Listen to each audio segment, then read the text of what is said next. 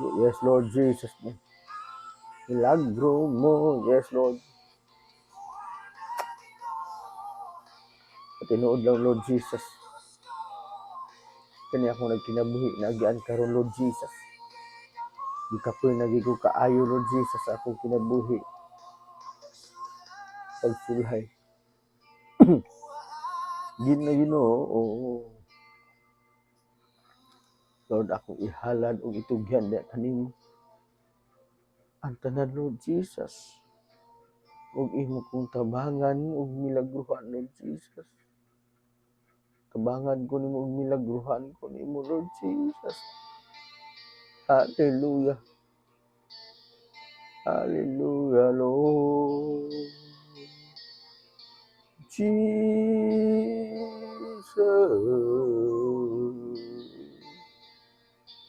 Kabangi ko, Lord. Kabangi ko, Lord Jesus.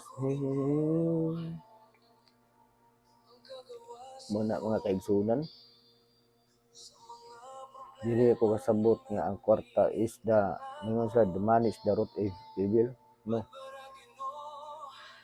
Kwarta ang hinungdan nga ano ang tawag na himong dautan. Una, kung wa kay kwarta, magtiayon mo, wag kaldero, wag gilungag, wala tanan.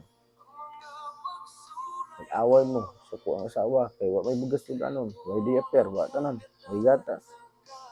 Ang ending ana, ang asawa nasuko. Karon pagkasuko sa asawa,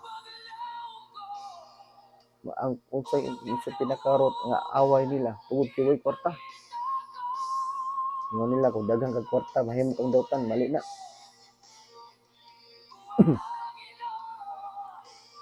Pag wa kay kwarta mahimo kang dautan. Tungod kay makahunaw na kag dautan. Magdungan ang mga bayronon, magdungan na ang tanan ng obligasyon. Ha?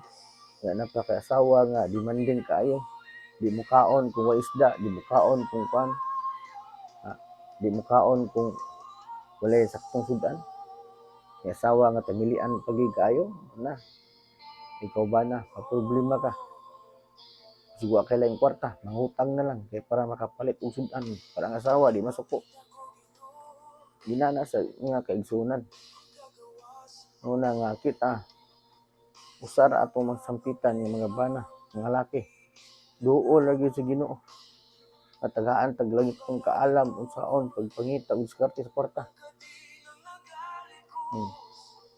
Una ang mga kaigsunan nga sugad-sugad sa kinabuhi. Nga karon ako kasabot nga karang money is the root of evil. Dili siya nga ang kwarta. Kung daghang kwarta mahimo kang dautan, mali gina. Kung wa kay kwarta mahimo kang dautan. Nakapanulis ka, siya maligi ang sabo. Nakapanugal ka. Daghang kayo. Maununaan ka tungod kay wala kay kwarta. Wala kay budget, wala kay gamiton. Pero kung na kay kwarta, mana gingon sa teaching sa Buddhism, 80% sa kwarta si barong niya. Ug ang 10% ana muna sa spiritual ug ang 10% sa community. Kana gyud nagi sa pagkatinuod. Kaya naman sama nimo pagliyo kung wa kay kwarta. Saan nimo pagpalit og pagkaon kung wa kay kwarta. Saan nimo pag trabaho o kana pagnegosyo kung wa kay kwarta. Muna ang tanan, ang realidad sa kalibutan naglihok sa kwarta. Muna kinahanglan ta og mangita og pamaagi ang kwarta ta. Pinaagi sa lamdag sa langit ng kaalam sa Dios.